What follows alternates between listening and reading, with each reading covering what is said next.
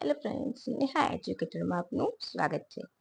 આજે હું તમારા માટે લઈને આવી છું ગુજરાતી સ્થાપત્યનો વારસો ભાગ 1. જે તમને આવનારી એસટીએની પરીક્ષા હોય કે કોઈ પણ ગુજરાત સરકારની પરીક્ષા હશે, તમને ખૂબ અગત્યનો ટોપિક છે.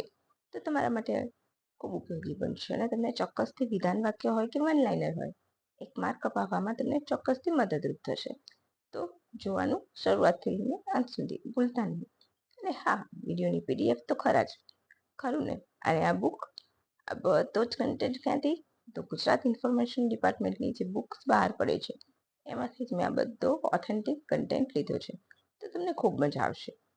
પરંતુ વિડીયોની શરૂઆતથી લઈને અંત સુધી જરૂરથી જોજો. અને વિડીયોની લિંક તમારા મિત્રો સાથે શેર કરવાનું બિલકુલ પણ ભૂલતા નહીં. તો આજે આપણે પ્રથમ જોઈશું અમદાવાદ. બરાબર. જૂનું નામ છે આશાવલ. સોલંકી રાજા કયા? સિદ્ધરાજના પિતા કર્ણદેવે લાટ પ્રદેશ જીતવા માટે સરળતા રહે તે માટે અહીં મુકામ રાખી કર્ણાવતી નામ આપ્યું હતું. બરાબર, તમારે યાદ રાખવાનું છે. શું યાદ રાખશો? અમદાવાદનું જૂનું નામ આશાવલ. આશાવલ ભીલિયો રાજ કરતો હતો, એના ઉપરથી આશાવલ. અને કર્ણદેવે વસાવ્યું એટલે કર્ણાવતી. બરાબર. પછી આપણે જોઈશું ભદ્રનો કિલ્લો. તો અમદાવાદ નિર્માણનો આરંભ રાજગઢના બાંધકામથી થયો હતો, જે આજે શું કહેવાય છે? ભદ્રનો કિલ્લો. તો ભદ્રના કિલ્લાનું જૂનું નામ રાજગઢનો કિલ્લો. બરાબર. અને કર્ણદેવ સોલંકીના સમયમાં બંધાયેલો છે. મીરાતે અકબરીમાં પણ આ એનો ઉલ્લેખ છે. કયા? ભદ્રના કિલ્લાનો. કયા કિલ્લા તરીકે? અરકના કિલ્લા તરીકે. તો તમારા 3 પોઈન્ટ ક્લિયર થઈ ગયા કે ભદ્રના કિલ્લાનું રાજગઢના બાંધકામથી પ્રારંભ થયો તો અરકના કિલ્લાનો ઉલ્લેખ છે. અરકના કિલ્લાનો ઉલ્લેખ શેમાં છે? મીરાતે અહમદી પુસ્તક છે, ઐતિહાસિક, જે અમદાવાદનો ઇતિહાસ જાણવા માટે ખૂબ અગત્યનો ભાગ ભજવે છે.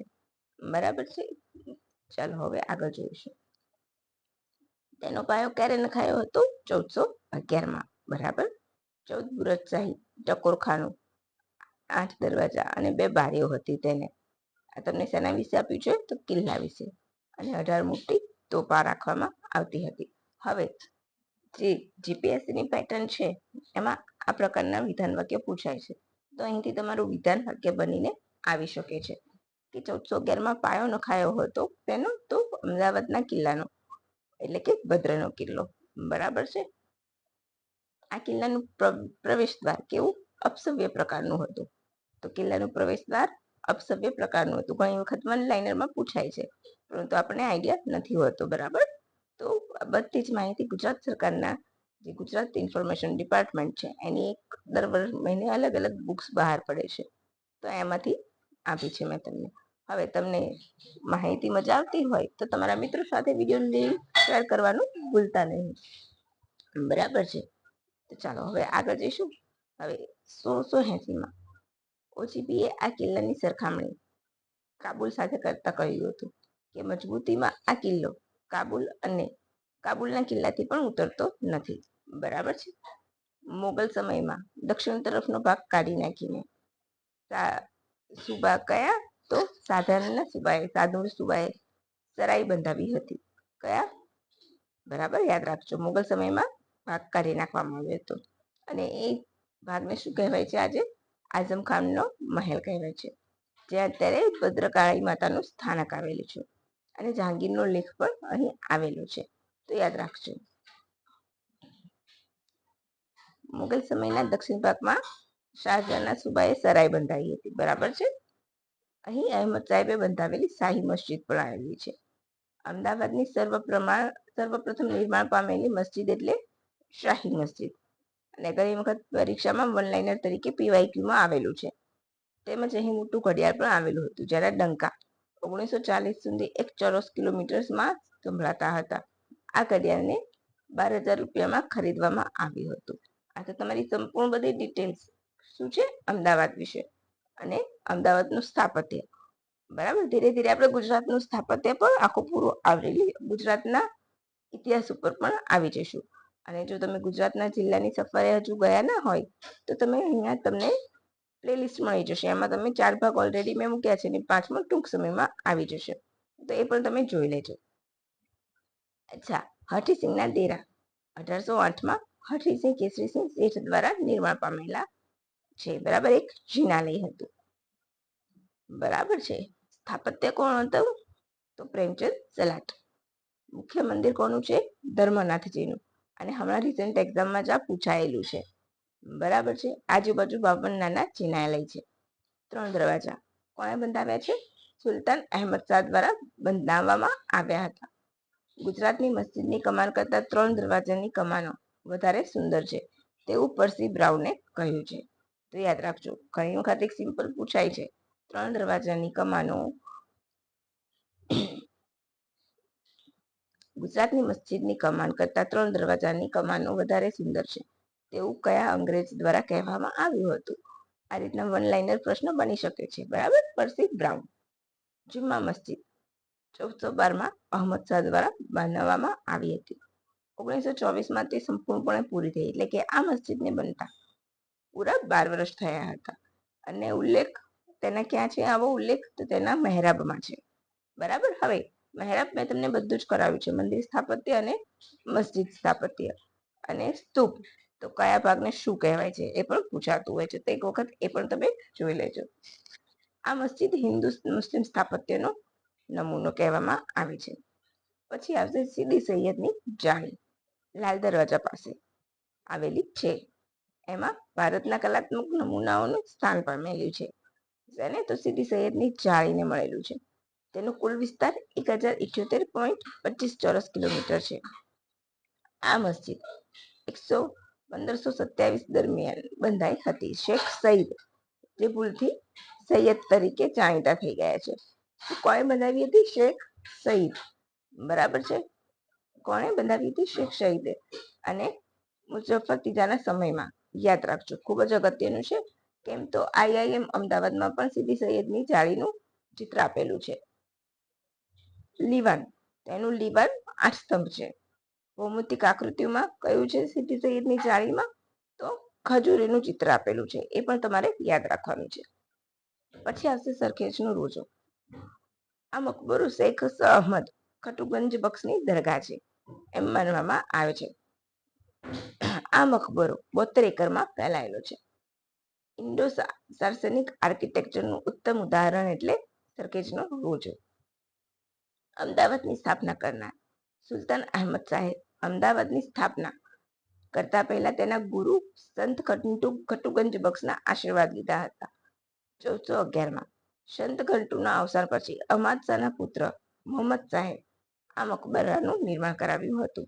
તો સિમ્પલ પ્રશ્ન પૂછાતો હોય છે કે શેઠ ગુરુ સંત ખટુગંજ બક્ષના મકબરાનું નિર્માણ કોણે કરાવેલું છે? તો મોહમ્મદ શાહ, નોટ અહમદ શાહ નહીં. બરાબર. મકબરાના આર્કિટેક્ટ કોણ હતા? તો આઝમ ખાન અને મુઆઝમ ખાન. હવે આ વન લાઇનર ના બદલે વિધાન વાક્ય બની જાય અહીંયા. બરાબર, કારણ કે ખૂબ જાણીતું સ્થાપત્ય છે સરખેજનો રોજો, એટલે પૂરેપૂરા બધા જ વર્ડ્સ વર્ડ ટુ વર્ડ યાદ રાખજો. બરાબર. આર્કિટેક્ટ કોણ હતા? તો આઝમ ખાન અને મુઆઝમ ખાન. ક્યાંના હતા તે? પર્શિયાના હતા. પર્શિયાથી આવીને ભારત વસ્યા હતા. મકબરાનું નિર્માણ 1451માં પૂરું થયું હતું. પછી આ મકબરામાં બેગડા અને તેના શાહી પરિવારની દરગાહો પણ આવેલી છે. ગુજરાતના 3 શાસકોની મજાર ક્યાં છે? તો સરખેજના રોજામાં. હવે તમારે એ 3 મજાર કયા કયા ગુજરાતના શાસકોની છે, મુસ્લિમ શાસકોની, એ તમારે મને કહેવાનું છે. પછી આવીશું આપણે કાંકરિયા તળાવ પર. તો 1451માં કુતુબુદ્દીન દ્વારા બાંધવામાં આવ્યું હતું. તેની બાંધણી વખતે તેનું મૂળ નામ શું હતું? તો હોજે કુતુબ હતું. તેની 34 બાજુઓ છે અને તેનો ઘેરાવો 2.25 કિલોમીટરનો છે.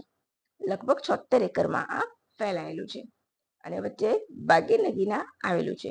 બાગે નગીના એટલે આજનું નગીનાવાડી. હાલના નગીનાવાડીનું ચોરસ મકાન કોણે બંધાવ્યું હતું? તો કલેક્ટર બેરા ડોલે. બરાબર છે. પછી આવીશું દાદા હરીની વાવ. ક્યાં છે? તો સૌથી પહેલા તો અસરવામાં. મોહમ્મદ બેગડાની અંતપુરની અગ્રણી રાણી હરિહર એમની સ્ત્રીએ બંધાવ્યું હતું. બરાબર. એ કહેવામાં આવે છે કે તે બેગડાની અથવા તેના સહજાદાની ધાવ માતા હશે તેવી માન્યતા છે. આ ભાઈ હરિપુર વસાવ્યું હતું. બરાબર છે, એનો ઉલ્લેખ પણ છે. અમદાવાદના ઈશાન ખૂણે આવેલી છે આ વાવ. આ વાવનું બાંધકામ ક્યારે થયું હતું? તો સુદ તેરસના રોજ બાંધકામ થયું હતું. સોમવારના રોજ 1556માં બંધાઈ હતી. અષ્ટકોણ કુવો જોવાલાયક છે. શું છે? અષ્ટકોણ કુવો અહીં જોવાલાયક છે. એ પછી અમદાવાદની પ્રથમ વાવ કઈ છે? તો અમૃત વર્ષાણી વાવ છે. અમદાવાદમાં પાંચકુવા પાસે આવેલી છે. નંદા પ્રકારની વાવ છે. એક પ્રવેશ દ્વાર, નંદા એટલે એક પ્રવેશ, બરાબર, અને 3 મંડપ છે. જો કે તેમાં કાટખૂણાકાર રચના કરેલી હોય આ પ્રકારની વાવ અલગ તરી આવે છે. ગુજરાતના મુગલ સુબા હૈદર કુલી ખાનના દિવાન રઘુનાથ દાસ દ્વારા ઈસવીસન 1721-72માં સુબાના શહેર નિવાસ દરમિયાન સખાવતના હેતુથી બાંધવામાં આવી હતી. તો અમૃત વર્ષની વાવ કોણે બાંધવામાં આવી હતી? તો હૈદર કુલી ખાનના દિવાન રઘુનાથ દાસ દ્વારા બાંધવામાં આવી હતી. અને આ ખૂબ પૂછાતું હોય છે ને ત્યારે કન્ફ્યુઝ બધા થાય છે અમૃત વર્ષની વાવ વિશે. પછી આવશે જેઠાબાઈની વાવ. ક્યાં આવેલી છે? 1660 અમદાવાદમાં જ આવેલી છે, બરાબર. 1860માં બંધેલી છે. પછી આવશે રાણી સિપ્રીની મસ્જિદ. આ મસ્જિદ સુલતાન અહેમદ ના પત્ની રાણી અસની દ્વારા બાંધવામાં આવી હતી. કોણે બાંધી હતી રાણી સિપ્રીની મસ્જિદ? તો અહેમદના રાણી અસની 1554ના રોજ તે બાંધવામાં આવી હતી. ક્યારે? 1554માં. હવે રાણી સિપ્રીનો મસ્જિદનો ઉલ્લેખ મીરાતે સિકંદરીમાં પણ છે. અને મસ્જિદનું બીજું નામ શું છે? તો મસ્જિદે નગીરા. પછી આવશે રાણી રૂપમતીની મસ્જિદ. 1470માં બંધાયેલી છે. સુલતાન મહમદ શાહ બેગડાના રાણી રૂપમતી દ્વારા બાંધવામાં આવી હતી. હિન્દુ બાંધકામ શૈલી ધરાવે છે અને અંદર ઇસ્લામની પણ છાંટ છે. એટલે હિન્દુ મુસ્લિમ સ્થાપત્ય શૈલીનો અદ્ભુત નમૂનો એટલે રાણી રૂપમતીની મસ્જિદ છે. પછી સીદી બસીરની મસ્જિદ એટલે કે ઝુલતા મિનારા. ઝુલતા મિનારાનું બીજું નામ શું છે? તો સીદી બશીરની મસ્જિદ. એક મિનારામાં હલાહલા કરવાથી બીજા મિનારામાં પણ કંપન થાય છે. બરાબર છે. 1510માં બનેલી છે. સીદી બસીની મસ્જિદને ઝુલતા મિનારા તરીકે કહેવામાં આવે છે અને મલેક સાયરંગ દ્વારા તેને બાંધવામાં આવી હતી. પછી આવશે અચ્યુત કુકીની મસ્જિદ. બીજું નામ શું છે? બીબીની મસ્જિદ. 1472માં બેગડાના સમયમાં બહાઉદ્દીન સુલતાની પોતાની બેગમ બીબી અચ્યુતીની યાદમાં બંધાવી હતી. આ પણ હિન્દુ ઇસ્લામી પ્રતીકનું ઉત્તમ સંયોજન કહેવાય છે. અહીં 7 મિનારા હતા. હવે યાદ રાખજો. સીદી બસીરની મસ્જિદ ઝુલતા મિનારા તરીકે જાણીતી છે. એ સિવાય અચ્યુત કુકીની મસ્જિદમાં પણ મિનારા હતા. કેટલા? 7. પછી અમદાવાદની ગુફા. તો બીજું નામ હુસેન દોશીની ગુફા. યુનિવર્સિટી પાસે આવેલી છે. બીબી દોશી તેના સ્થાપત્યકાર છે અને ચિત્રકાર કોણ છે? અંદર જે ચિત્રકામ કર્યું છે તે બધું જ ચિત્રકામ MF હુસેન દ્વારા કરવામાં આવ્યું છે. પછી આપણી અમદાવાદની હેરિટેજ વોક જાણીતી છે. તો હેરિટેજ વોક કાલુપુરના સ્વામિનારાયણ મંદિરથી શરૂ થઈને માણેક ચોકમાં પૂર્ણ થાય છે. સિમ્પલ પૂછાતું હોય છે ઘણી વખત અને PYQમાં પૂછાયેલું છે કે હેરિટેજ વોક ક્યાંથી શરૂ થાય છે? અમદાવાદમાં હેરિટેજ વોક ક્યાંથી શરૂ થાય છે? અચ્છા, હેરિટેજ વોક તો હેરિટેજ દિવસ ક્યારે ઉજવવામાં આવે છે? વર્લ્ડ હેરિટેજ દિવસ 18 એપ્રિલ. અને ગુજરાતના કેટલા સ્થળ વર્લ્ડ હેરિટેજમાં સ્થાન પામેલા છે? 4 છે. બરાબર. ચાંપાનેરનો કિલ્લો, રાણકી વાવ, અમદાવાદ શહેર અને ધોળાવીરા. અમદાવાદ શહેર આખા એશિયાનું પ્રથમ સિટી હતું કે જે હેરિટેજ સિટીમાં સ્થાન પામ્યું હોય. અને ભારતનું પણ એ પ્રથમ સિટી હતું. બરાબર છે. એ પણ યાદ રાખી લેજો. અને એનો જે ક્રમ છે એ યાદ રાખજો.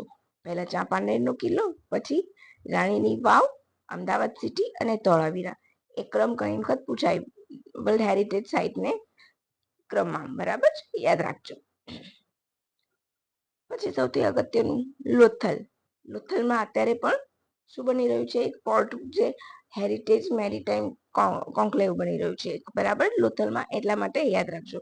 હમણાં પણ વડાપ્રધાન નરેન્દ્ર મોદી જ્યારે ગુજરાતની મુલાકાતે આવ્યા હતા ત્યારે લોથલની હેલિકોપ્ટર દ્વારા મુલાકાત લીધી હતી. એ પણ તમારે યાદ રાખવાનું છે. ધોળકાના સરગવાલા ગામમાં આવેલું છે. બાંધકામ કોણે કર્યું હતું? શોધકામ કોણે કર્યું હતું? ખનન તો એસ.આર. દવે દ્વારા. કઈ નદીના કિનારે વસેલું છે લોથલ? તો ભોગાવો. ક્યાં છે? તો અમદાવાદમાં. યાદ રાખજો. અને હડપ્પન સંસ્કૃતિનું સ્થળ કહે છે. ડોકયાર્ડ આવેલું છે, એ પણ યાદ રાખજો. પછી ઈંટોથી બનેલું માત્ર સ્થળ છે ઈંટોથી બનેલું, તો કયું છે? લોથલ, બરાબર. એ સિવાય અમદાવાદના વલી કવિ અમદાવાદના હતા. શામળનું વતન પણ અમદાવાદ હતું. પછી જમાલપુરની માંડવીની પોળ સૌથી મોટી પોળ છે, અને મુહૂર્તની પોળ સૌથી જૂની પોળ છે.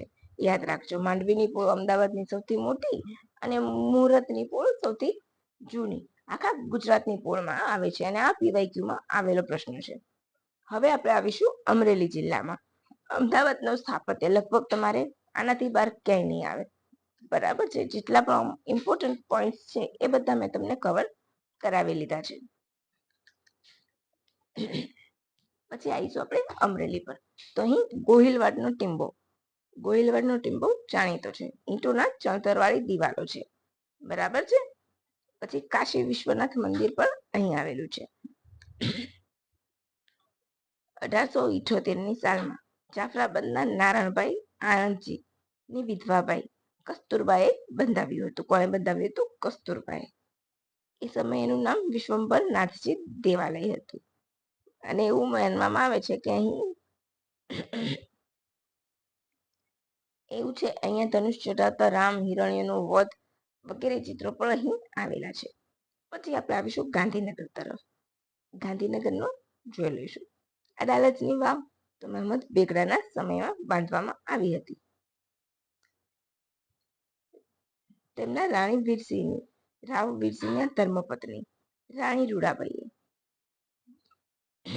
અડાલજની વાવ સંવત 1515માં બંધાવી હતી. મહાસુદ પાંચમના રોજ તેને ઉદ્ઘાટન બનાવવાની શરૂઆત કરવામાં આવી હતી. તે સમયે 5 લાખ રૂપિયા અડાલજની વાવ બાંધવામાં ખર્ચવામાં આવ્યા હતા. યાદ રાખજો. ક્યાં છે? તો ગાંધીનગરમાં. વીરસિંહના પત્ની રૂડાબાઈએ બંધાવી હતી 1515માં. બેગડાના સમયનું સ્થાપત્ય છે. 5 લાખ રૂપિયા એના પાછળ ખર્ચ થયો હતો. પૂર્વ, પશ્ચિમ, દક્ષિણ એમ 3 દરવાજા છે, એટલે કે જયા. નંદા એટલે 1 દરવાજો અને જયા એટલે 3 દરવાજા. આ 5 માળની વાવ છે, જેમાં 4 મંડપ છે, 9 ફૂટ થાંભલા વાળું બાંધકામ છે, 4 ભાગ છે, કુંભી, સ્તંભ, ભરણ અને સરું છે. સ્થપતિ કોણ હતા? તો ભીમાપુત્ર માસણ હતા, બરાબર. પછી આવશે અંબાપુરની વાવ. આરાસુરી અંબાની જ્યોત અહીં સ્થાપિત છે, બરાબર છે. માણસાની વાવ કુવા પહેલા આવતો કુંડ તેની ખાસિયત છે. આમાં તમારે ગાંધીનગરના સ્થાપત્યમાં આટલું જ યાદ રાખવાનું છે. અમદાવાદ, જુનાગઢ જેવા શહેરો ખૂબ બધું ઐતિહાસિક વારસો ધરાવે છે, એટલા માટે એના સ્થાપત્ય પણ ખૂબ વધારે આવશે. પરંતુ નાના નાના જિલ્લાઓમાં એટલું બધું તમારે યાદ રાખવાનું નહીં આવે. પછી આવીશું જામનગર. તો ભુજિયો કોઠો 1839માં બન્યો હતો, જે સૌરાષ્ટ્રમાં સૌથી મોટો અને સૌથી ઊંચો છે. આ કોઠાનો ઉપયોગ હેલિયોગ્રાફી સંદેશા મોકલવા થતો હતો. ખંભાળિયાનો દરવાજો 19મી સદીના મધ્યમાં બન્યો હતો, બરાબર છે. લાખોટા તળાવ તો ચાંદ રણમલજીના શાસનમાં, રાજા રણમલજીના શાસનમાં બન્યું હતું.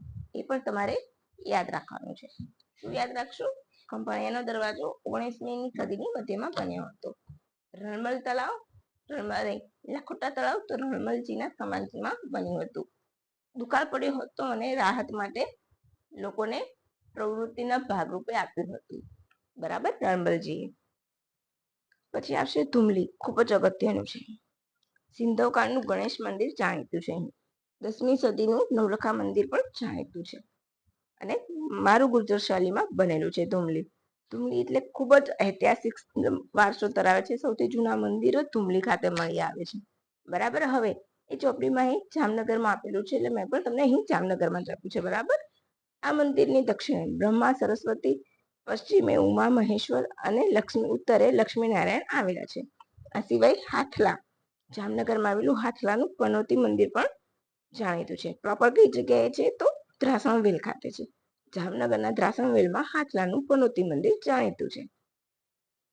પછી અગત્યનું આવશે જુનાગઢ, તો ગિરનાર, રેવતાચલ પર્વત, રેવતક, રેવત, ઉજ્જૈત, ગિરિનારાયણ જેવા નામ ગિરનાર પર્વતના છે. 5 શિખરોમાં સૌથી ઊંચું ગોરખનાથનું શિખર છે. અચ્છા, તો તમને આ પૂછી જોડકાના સ્વરૂપે આ સિમ્પલ પ્રશ્ન પૂછાઈ શકે છે કે જૂનાગઢમાં ગિરનારના શિખરોની ઊંચાઈમાં કયું જોડકું સાચું છે અને કયું જોડકું ખોટું છે. 5 તમને એક લાઈન એક સાઈડ શિખરના નામ આપશે અને એક સાઈડ આપશે જોડકું કે એની ઊંચાઈ. તો આપણે જોઈ લઈશું. સૌથી ઊંચું શિખર કયું છે? ગોરખનાથ, 3666 ફૂટ ઊંચું છે. દત્તાત્રેયનું શિખર તો 2398 ફૂટ ઊંચું છે. અંબાજીનું શિખર 3330 ફૂટ ઊંચું છે અને માળી પરબનું શિખર 1880 ફૂટ ઊંચું છે. આ યાદ રાખી લેજો. આવનારા સમયમાં STI ની પરીક્ષામાં આ જોડકામાં પૂછાઈ શકે છે. અહીં જ્યાં બાવાની મઢી આવેલી છે, જ્યાં ઓવતની ગુફા આવેલી છે, ખોડિયાર જાયતારના સ્થળો આવેલા છે. ઓકે, હિન્દુ મુસ્લિમ એકતાના પ્રતીક સમા પીર દાતાર પણ અહીં વસેલા છે. દત્તાત્રેયની ટૂંક અંબાજી મંદિર પર, પહેલી ટૂંક પર વસ્તુપાલ તેજપાલના દેરાસર, બીજી ટૂંક એટલે નેમિનાથની, ત્રીજી ટૂંક અશોકના ત્રીજા પુત્ર કુણાલના પુત્ર સંપ્રતિના દેરાસર છે.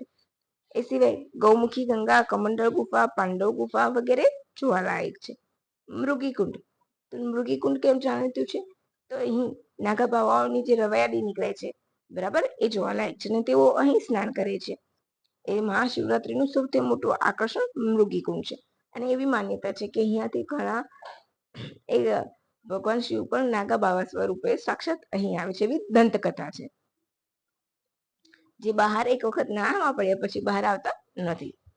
દામોદર કુંડ, તો સોનરખ જતા વચ્ચે આવે છે, બરાબર છે, જે દામોદર રાયજીનું પ્રાચીન મંદિર આવેલું છે. તેમજ આ કુંડમાં બ્રહ્માજીની આજ્ઞાથી ગંગાજી વાસ કરે તો અહીંયા અસ્થિ પધરાવતી ઓગળી જાય છે. માતૃ શ્રાદ્ધ માટે જાણીતું છે, બરાબર, માતૃતર્પણ માટે. અહીં આસો અને શ્રાવણ માસમાં ઘણું મહત્વ છે. બાજુમાં મુચકુંડની ગુફા છે. અશોકના 3 પર્વતીય શિલાલેખ ગિરનાર પર જોવા મળે છે. તેમાં ગિરનાર આરોહણના 12 વર્ષ ગિરનાર નહીં પણ રાજ્ય આરોહણના 12 વર્ષનો ઉલ્લેખ છે એમાં, બરાબર છે. સુદર્શન તળાવની પહાડ તૂટી ગઈ ત્યારે મહાક્ષત્ર પ્રાચાર રુદ્રદામાએ સુવી સાથે તેનું સમારકામ કરાવ્યું હતું. એ સિવાય મૌર્ય સમ્રાટના અશોકના સમયનો શિલાલેખ પણ આવેલો છે. યવનરાજ તુષાશ્વે, યાદ રાખજો, સુદર્શન તળાવ, સુવિશાખ, પછી તુષાશ પર બનાવેલું છે, એ યાદ રાખજો, બરાબર. અને એક આવશે પુષ્યગુપ્ત. તો સુદર્શન તળાવ તમને હંમેશા રડાવે છે, પણ આ રીતના યાદ રાખી લેજો. મેં એક લાઈનમાં સરસ રીતે તમને આપ્યું છે કયો રાજા હતો અને કયો સૂબો હતો, બરાબર છે. દાતાર બાપુ હિન્દુ મુસ્લિમની એકતાના પ્રણેતા કહેવાય છે. બિરલાની દક્ષિણે આવેલું છે. જમલશા પીરની દરગાહ છે. તેઓ તુર્બત સિંધના હતા. તેમણે નાગબાઈને સંતાપના રામ માંડલિકને માફી માંગવા કહ્યું હતું. તેમ ન કરતા તેમણે બેગડાને જુનાગઢ જીતવા આમંત્રણ આપ્યું હતું અને ચાંપાનેર અને 2 કિલ્લા જીત્યા બાદ મોહમ્મદ બેગડો કહેવાયો હતો, રાઈટ. ઉપરકોટ, જૂનું નામ ગિરિદુર્ગ, અડીકડીની વાવ અને નવધળ કૂવો જોવાલાયક છે. તમે ગીત સાંભળ્યું જ હશે, અડીકડીની વાવ ને નવધળ કૂવો, ના જુએ તે જીવતો મુવો. નરસિંહ મહેતાનો ચોરો, નવાબનો મકબરો, એ બધું જોવાલાયક છે. દરબાર હોલ મ્યુઝિયમ જોવાલાયક છે. હવે અહીંયા મેં તમને મ્યુઝિયમની માહિતી નથી આપી જુનાગઢના, કેમ? મેં ઓલરેડી ગુજરાતના જે જાણીતા મ્યુઝિયમ છે ને એના વિશે એક મસ્ત મજાનું વિડીયો બનાવેલો છે. એ પ્લેલિસ્ટ મેં બનાવેલું છે, બેચ છે ભાગેના, પણ તમે ખરેખર જોશો ને તો એની બહાર તમારા પ્રશ્ન ક્યાંય નહીં જાય, એ પણ હું તમને ગેરંટી આપું છું. પછી આવી જઈશું આપણે ગીર સોમનાથ ઉપર. સોમનાથ તો 12 જ્યોતિર્લિંગમાંથી એક જ્યોતિર્લિંગ આવે છે, બરાબર, જે ગીર સોમનાથમાં આવેલું છે. જીર્ણોદ્વાર 1951માં લોહ પુરુષના પ્રયાસથી થયું હતું.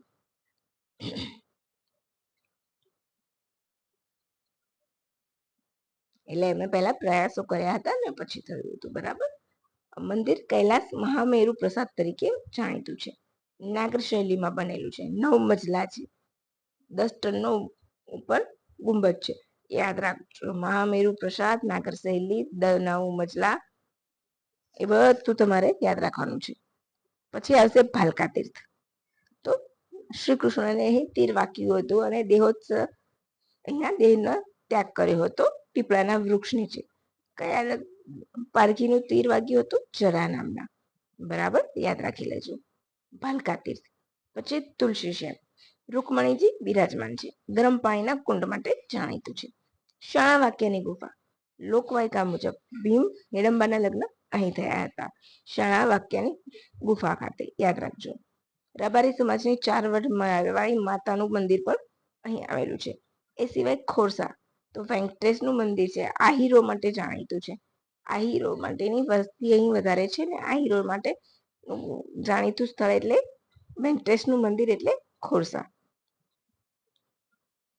મંદિરના અધિપતિ શ્રી રામાનુજ સંપ્રદાયના આચાર્ય જ રહે છે. બરાબર છે.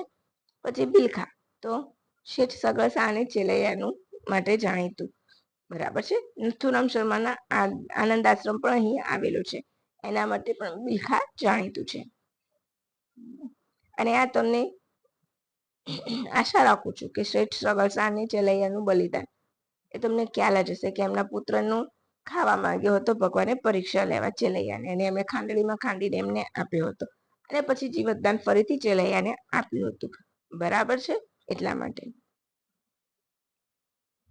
પછી કનકબાઈનું કનકાઈ મંદિર, સત્તાધાર, અન્નક્ષેત્ર, એ બધું જાણીતું છે.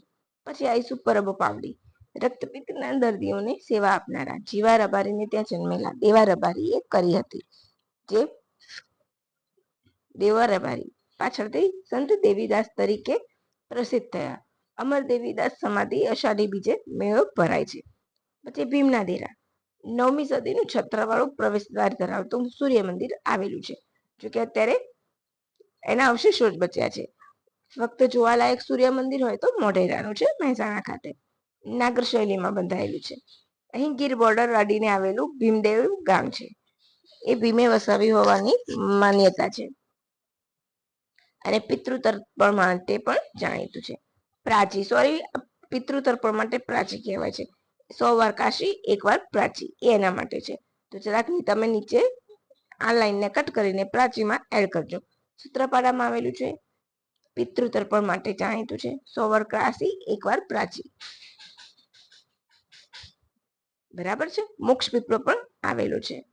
બરાબર. ભાદરવી અમાસના દિવસે પિતૃ દોષ નિવારણ માટેની ઉત્તમ દિવસ માનવામાં આવે છે, અને પ્રાચી ખાતે એક ભરાય છે. પ્રાચી તીર્થ સરસ્વતી નદીના સંગમ સ્થાને આવેલું છે. હિમાલયમાંથી થોડી વહીને લુપ્ત થઈ જતી નદી અહીં પુનઃ પ્રવાહિત થવાની માન્યતા છે. બરાબર છે. શ્રી કૃષ્ણએ ઉદ્ધવજીને ભાગવતનું જ્ઞાન પણ અહીં આપ્યું હતું એવું કહેવાય છે. એક અન્ય લોકવાયકા છે. 12 પાંડવો યુદ્ધ બાદ પાંડવો દ્વારા તેમના પર લાગેલા ગો હત્યાના પાપમાંથી મુક્ત થવા બાદ અહીં વિધિ કરી હતી અને પાપ મુક્ત થયા હતા. બરાબર. પછી અહીં 84 પ્રકારના શ્રાદ્ધ કર્મ થાય છે. ક્યાં? તો પ્રાચી ખાતે. અને નારાયણ બલિની વિધિ માટે પણ પ્રાચી જાણીતું છે. પછી આવશે રુદ્રેશ્વર મહાદેવ. તો છાંટવાડમાં શિંગવદા નદીને કિનારે આવેલું છે. અર્જુને પ્રતિજ્ઞા લીધી હતી કે શિવ પૂજા બાદ તે પોતાનું ભોજન લે છે, પરંતુ વન વિચરણ દરમિયાન શિવજીનું મંદિર ન મળતા ભીમે રેતીમાંથી શિવલિંગ તૈયાર કર્યું અને અર્જુને તેની પૂજા કરીને ભોજન ગ્રહણ કર્યું. અને પછી ભીમે વાસ્તવિકતા જાણી ગદા વડે પ્રહાર કર્યો શિવલિંગ પર, અને શિવલિંગ ક્ષતિગ્રસ્ત થયું, જેની નિશાની આજે પણ જોવા મળે છે. અહીં જમજીરનો ધોધ આવેલો છે, એ પણ જોવાલાયક છે. પરશુરામના પિતા જમદાગ્નિ ઋષિનો આશ્રમ અને રેણુકાની તપોભૂમિ. બરાબર. એ બધું અહીં આવેલું છે. પછી નીલકંઠ વર્ણિ. સ્વામિનારાયણ છપૈયાથી લોજપુર આવીને અહીં વસ્યા હતા, અને અહીં આવ્યા બાદ નીલકંઠ વર્ણિ તરીકે જાણી થઈ ગયા. પછી આવશે લોમેટ ઋષિનો આશ્રમ. બરાબર છે. પછી આવીશું આપણે દાહોદ. જુનાગઢ પતી ગયું. દાહોદ. દાહોદ એટલે ઉગતા સૂર્યનો દેશ. નાના લાલે જ કહ્યું છે. પૂર્વના દરવાજા તરીકે ઓળખાય છે. આદિવાસીઓની આ સંસ્કૃતિ માટે જાણીતો છે. ઔરંગઝેબનો જન્મ પણ અહીં થયો હતો. દધીચીની તપોભૂમિ મોગલ બાદશાહ ઔરંગઝેબનો જન્મ પણ અહીં થયો હતો. ઠક્કર બાપાની કર્મભૂમિ તરીકે જાણીતું છે. અહિલવાડના સોલંકી રાજા સિદ્ધરાજ શેરસિંહ માવા પર ચડાઈ કરી ત્યારે લશ્કરના પડાવ દરમિયાન રાતમાં છાપ તળાવનું નિર્માણ થયું અને તે દાહોદનું ઘરેણું માનવામાં આવે છે. તો છાપના તળાવ ખાતે એમનો જન્મ થયો હતો ઔરંગઝેબનો. બરાબર. પછી તો આપણે એના વિશે થોડુંક ઐતિહાસિક પૃષ્ઠભૂમિ જોઈ લઈશું. 1668માં જહાંગીરે એના વાતાવરણથી પ્રભાવિત થઈને રાત્રિ રોકાણ કર્યું હતું અને ત્યારે જ ઔરંગઝેબનો જન્મ થયો હતો. અને અહીં એક તળાવ નિર્માણ કરેલું. એ તળાવ એટલે આજનું છાપ તળાવ. બરાબર. પછી દૂધમતી નદીને કિનારે વસેલું છે. બરાબર છે. લોકવાયકા મુજબ બધા જ ઋષિ અને હિડમ્બા રાક્ષસી અહીં રહ્યા હતા.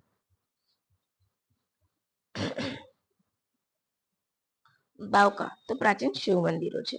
બરાબર છે. આંબલી 11 નો મેળો ભરાય છે.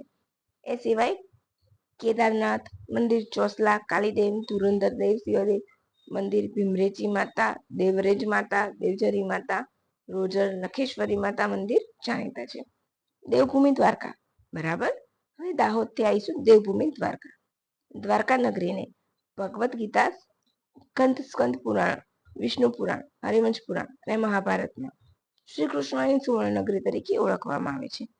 7 નગરી ભારતની પ્રાચીન નગરીઓમાં દ્વારકાનું સ્થાન છે.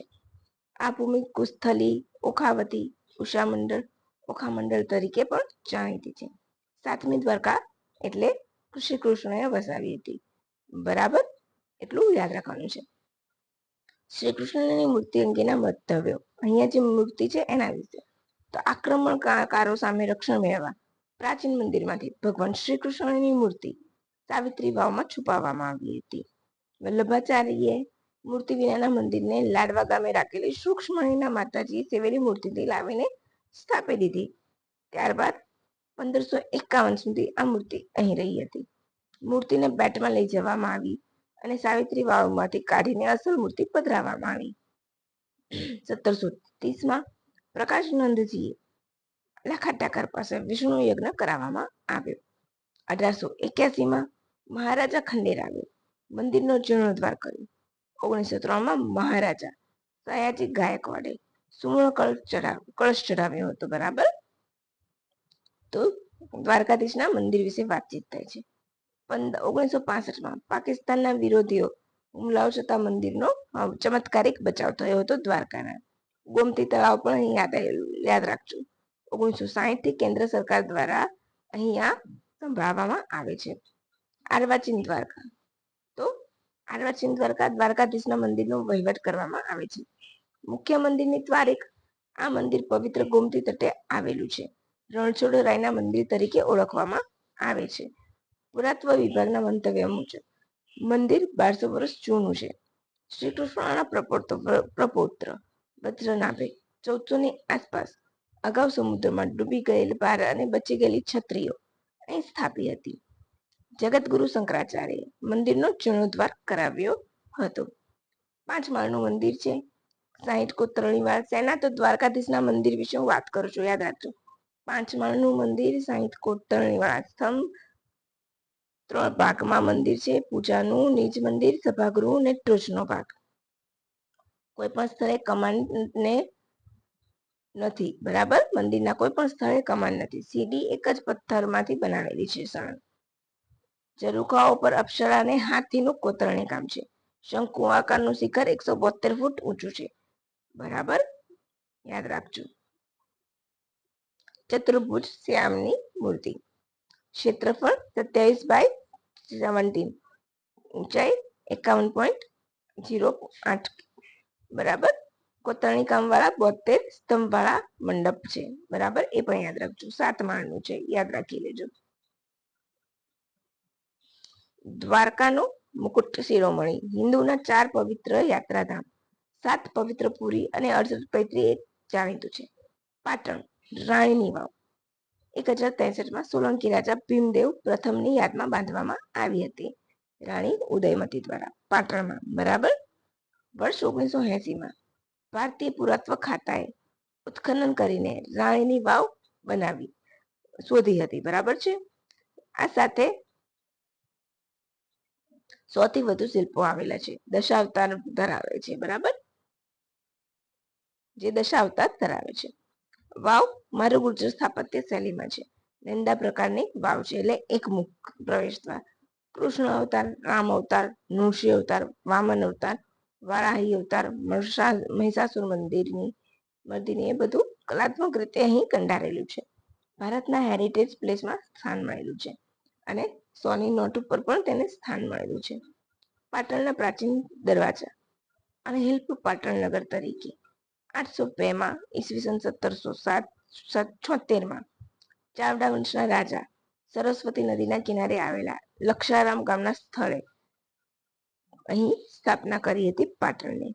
બરાબર છે, યાદ રાખવાનું છે. હવે પાટણની સ્થાપના કયા રાજા કરી હતી એ મને કહેજો. બરાબર. અહિલપુરનો ઘેરાવો 12 ગામનો છે. ફરતે કિલ્લો પ્રબંધ ચિંતામણી, જે કોણે બનાવ્યું હતું પ્રબંધ ચિંતામણી? તો ચાવડા ભુવાડે, ચાવડા રાજા. બરાબર. છીંડિયાનો દરવાજો ઉત્તર દિશા ઈશાન ખૂણા પર છે. આ દરવાજો બુલંદ અને બાંધણીની દ્રષ્ટિએ મજબૂત છે. બરાબર. અહીં છીંડું પડ્યું હોવાથી છીંડિયા દરવાજા નામ પડ્યું છે. કમાનની ડાબી બાજુ કાળ ભૈરવ અને હનુમાનની મૂર્તિ છે. અને સમારકામ કોણ કરાવ્યું છે છીંડિયા દરવાજાનું? તો આનંદરાવ ગાયકવાડે. બરાબર છે. અઘારાનો દરવાજો જાણીતો છે. બરાબર છે. પછી નોંધપાત્ર બુરજ, તો બંને બાજુએ બુરજ છે. જમણી બાજુના ગવાક્ષમાં હનુમાનજીની મૂર્તિ અને ડાબી બાજુમાં જર્જરિત પ્રતિમા છે, જે ઓળખાઈ નથી. ફાટીપાળનો દરવાજો. બરાબર. સહસ્ત્રલિંગ જવાના માર્ગ પર આવેલ દરવાજાનું નામ ફાટીપાળ છે. બગવાડા દરવાજો પૂર્વના ભાગમાં બગેશ્વર મહાદેવના સ્થાને લઈ જાય છે. ત્રિપોલિયા તો શહેરની મધ્યમાં આવેલું છે. આ સિવાય ગુંગડી, ભઠ્ઠીવાળો, મીરા, ખાને દરવાજો, મોતીસા, કનેસડો એમ 11 દરવાજા અને 12મો દરવાજો ગુગડી, એટલે કે પાટણમાં પણ 12 દરવાજા આવેલા છે. પાટણનો દરવાજાનો મરાઠા કાળ દરમિયાન થયું બાંધકામ થયું હતું. બગવાડા, ત્રિપોલિયા, ફાટીપાળ, છીંડિયા અને અઘારનો દરવાજો રાજ્ય રક્ષિત સ્મારક છે. પછી તારાજીનું સ્મારક 14મી સદીનું છે. સહસ્ત્રલિંગ તળાવ 1084માં રાજા જયસિંહ દ્વારા સોલંકી રાજા બાંધવામાં આવ્યું હતું. રાણકી વાવની ઉત્તરે છે. દુર્લભરાયે આ તળાવનું મૂળ નામ છે. સહસ્ત્રલિંગ તળાવનું મૂળ નામ દુર્લભરાય છે. અહીં સરસ્વતી નદીનું પાણી અહીં આવતું હતું એવી માન્યતા છે. જૈન મંદિર પાર્શ્વનાથ દેરાસર સૌથી મોટું છે. આ મંદિર આરસપહાણનું છે. કાષ્ઠકલાની કામગીરી છે, એટલે કાષ્ઠ એટલે લાકડું. તમામ જૈન મંદિરો લાકડાનું સુંદર કોતરણી કામથી એ સમયમાં થતું. અને ત્યારથી પછી ઉદા મહેતા મંદિરના સ્થાપતિ હતા. એમણે જોયું કે એ કુંદર સળગતી મીણબત્તી લઈને ભાગતો હતો, તો એમને વિચાર આવ્યો કે જો આ રીતના તો આખું સ્થાપત્ય લાકડાની મીણબત્તીથી સળગીને ખાક થઈ જશે. અને એમણે શું કર્યું? પછી પથ્થરોના મંદિર બનાવવાનો આગ્રહ કર્યો. પાટણનું સિદ્ધપુર 12મી સદીમાં સિદ્ધરાજ જયસિંહે રુદ્રમહાલય નામથી પ્રસિદ્ધ સ્મારક બનાવ્યું, પૂર્ણ કર્યું છે. બરાબર. રુદ્રમહાલય તો એમના પિતાજી મૂળરાજ દ્વારા શરૂ કરવામાં આવ્યું હતું. બરાબર છે. 3 મોટા સ્તંભ છે. મહિલા નથી, 1600 સ્તંભ છે. બરાબર છે. બાળ પ્રવેશ દ્વાર છે. આસપાસ રુદ્રની 11 સમાધિઓ આવેલી છે. મૂળ મંદિર મૂળરાજ સોલંકીએ બંધાવ્યું હતું અને પૂર્ણ જયસિંહ દ્વારા કરવામાં આવ્યું. પ્રાચીન સમયમાં સિદ્ધપુરનું જૂનું નામ શું હતું? શ્રી સ્થળ હતું. 5 મુખ્ય પ્રાચીન તળાવોમાં બિંદુ સરોવર સિદ્ધપુરમાં આવેલું છે, જે અહીં આવેલું છે. સિદ્ધપુરમાં માત્ર તર્પણ માટે જાણીતું છે. ભારતમાં એક જ સ્થાને 5 સ્વયંભૂ મહાદેવના મંદિર હોય એટલે ફક્ત સિદ્ધપુર. અહીંના મકાનો યુરોપિયન મકાન જેવા છે. તમે વહોરાના વાડામાંથી પસાર થાવ અને ઘરની બહાર લગાડેલા લેમ્પ જોવો તો તમને લંડનની ગલીઓમાં ફરતા હોય, ઇંગ્લેન્ડની ગલીઓમાં ફરતા હોય તેવો આભાસ થાય છે. વિક્ટોરિયન આર્કિટેક્ચર શૈલીનો અહીં ઉપયોગ કરવામાં આવ્યો છે. સિદ્ધપુરમાં અહલ્યાબાઈનો બંધાવેલો મઠ છે. માતૃસ્વાદની વિધિ કપિલ મુનિ આશ્રમમાં કરવામાં આવે છે. જ્ઞાનવાટિકા, અલ્પ સરોવર અને બિંદુ સરોવર જેવા 3 કુંડ છે. સિદ્ધપુરના 3 કુંડ કયા? તો જ્ઞાનવાટિકા, અલ્પા સરોવર અને બિંદુ સરોવર. કપિલ મુનિના આશ્રમમાં માતૃતર્પણની વિધિ થાય છે, એ પણ યાદ રાખજો. અરડેશ્વર મહાદેવ તો સ્વયંભૂ મંદિર છે, બરાબર છે. તમારે ફક્ત એટલું જ રાખવાનું છે. આમાં તમને એક્સ્ટ્રા માહિતી આપી છે. માતાજીને રૂટ નંબર જાણીને એક મહાપ્રયાણ કર રાખશો તો પાછળ પડેલો ત્યાંથી એક રાક્ષસ પાર પડ્યો. માતાજીને દેવી શક્તિથી વિનંતી કરી કે મને બચાવો. ત્યારે સાક્ષાત મહાદેવજી ત્યાં પ્રકટ થયા. ત્યારે તેને અરબડિયું આવવાથી એ નામ પડ્યું. અહીંયા ખોટું બધું ટાઈપિંગ થયું છે, હું તમને સુધારીને આપી દઈશ. બ્રહ્માંડેશ્વર મહાદેવ, બાલકેશ્વર મહાદેવ, સિદ્ધેશ્વર મહાદેવ મંદિર આવેલા છે. એના બીજા નામ છે, બરાબર. પછી પાંડવોના પાંચકુંડ તો પાંડવોએ અહીં લોટેશ્વર મહાદેવની સ્થાપના કરી હતી. હવે આપણા અહીંયા કેટલા 11 લગભગ ઓલમોસ્ટ મેં તમને 11 જિલ્લાના સ્થાપત્ય કલા વિશે માહિતી આપી છે. હવે તમને મજા આવી ગઈ હોય તો એક લાઈક, શેર, સબસ્ક્રાઇબ જરૂરથી કરજો. એનો ભાગ બી ટૂંક સમયમાં હું લઈને આવી જઈશ, જેથી કરીને તમારે ફટાફટ બધું ક્લિયર થતું રહે, રાઈટ. તો ચલો, હવે તમને મજા આવી ગઈ તો લાઈક, શેર, સબસ્ક્રાઇબ કરી લેજો ચેનલ પર નવા હોય તો. અને હા, આજનો કરંટ અફેરનો વિડીયો શું અમુક કારણસર નથી લઈને આવી શકી, તો હું તમને 2 દિવસ સાથેના વિડીયો બનશે એમ પોસિબલ આપી દઈશ. પરંતુ નેહા એજ્યુકેટર સાથે જોડાયેલા રહેજો અને વિડીયોની પીડીએફ તમને ચોક્કસ મળશે. તો ચાલો ફ્રેન્ડ્સ, હવે રજા લઈશું. Bye and have a good day friends. અને હા, thank you for watching my video.